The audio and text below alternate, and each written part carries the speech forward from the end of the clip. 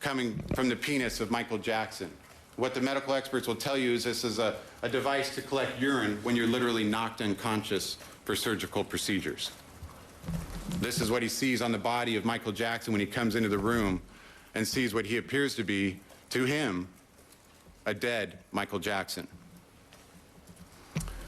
Conrad Murray begins instructing Alberto Alvarez immediately upon his entry into the room and tells him, grab a bag. And Conrad Murray grabs a handful of vials from the nightstand and drops them in the bag. He also tells Alberto Alvarez to grab the saline bag, or the bag hanging from the IV stand in the room. Alberto Alvarez does so. And Alberto Alvarez notes that it was actually a bag that appeared to be clear in nature, and it had a bottle inside of it. A bottle that we later learned to be a propofol bottle.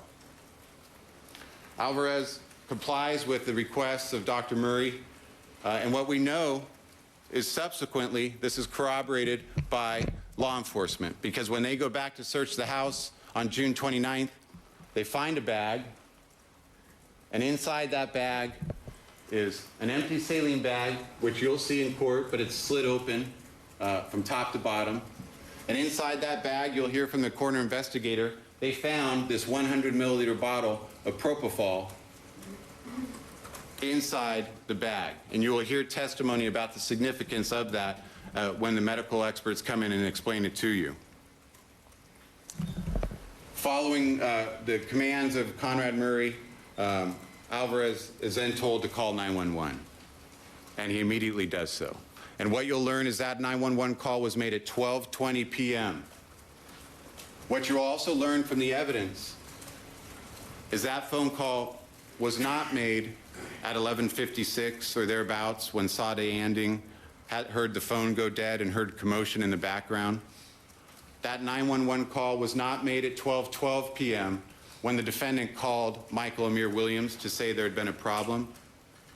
That 911 call was not made at 12:15 when Michael Amir Williams returned the call and spoke to Conrad Murray, who only relayed to him that he needed to get there right away. The 911 call was instructed to be made by Conrad Murray at 12:20 p.m. Now, emergency response was on the scene immediately. However, it was altogether too late because Michael was already dead. But the paramedics did respond to the scene, and they took every effort they could to revive Mr. Jackson. You'll learn that they got on scene on top of the patient at 12:26 p.m. His pupils, Mr. Jackson's pupils, were fixed and dilated. There was no pulse noted by any of the paramedics on scene. Murray had indicated he felt that Jackson had been down only a minute. I was just talking to him. Although no one felt a pulse, Murray claimed he did. This was not felt by any of the emergency medical personnel on scene. And when specifically asked, what have you been giving him? What has he taken? The paramedics were told lorazepam. Specifically asked what had been administered. They were told lorazepam, and Conrad Murray never once mentioned the administration of propofol during his entire dealings with these emergency medical personnel.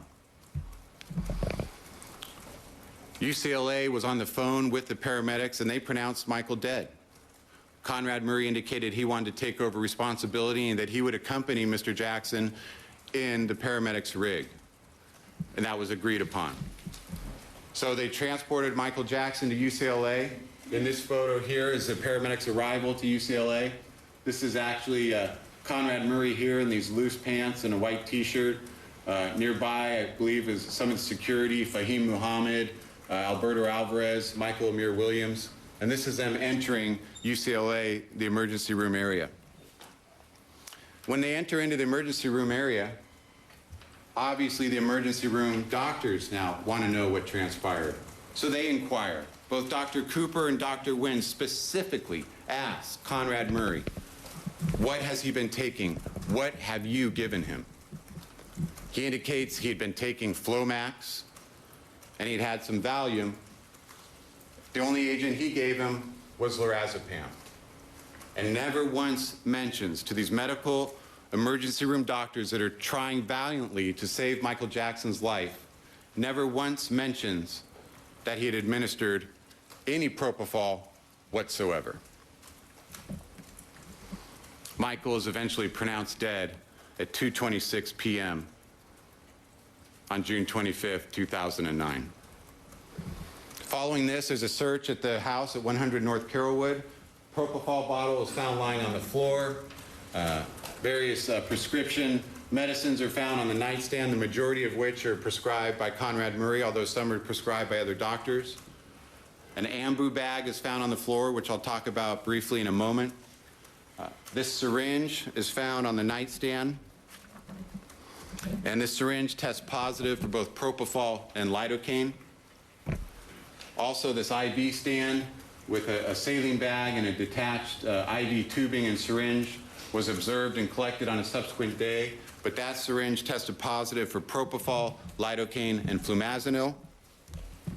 They observed on this table nearby where Conrad Murray would